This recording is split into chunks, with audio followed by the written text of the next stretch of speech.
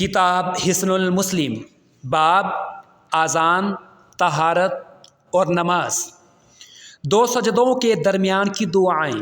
Number 1 پر ربی اغفر لی، اے میرے رب مجھے معاف کر دے، اے میرے رب مجھے معاف کر دے۔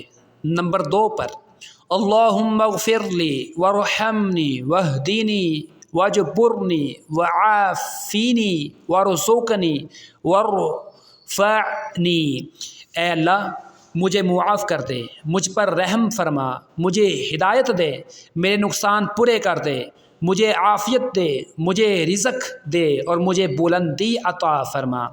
اس کے بعد نمازی اللہ اکبر کہہ کر دوسرا سجدہ کرے گا اور سجدے کی مذکورہ دعاؤں میں سے جو یاد ہوں پڑھے گا، پھر اللہ اکبر کہہ کر سجدے سے سر اٹھائے گا اور باقی نماز مکمل کرے گا، اور یہی باب جاری ہے۔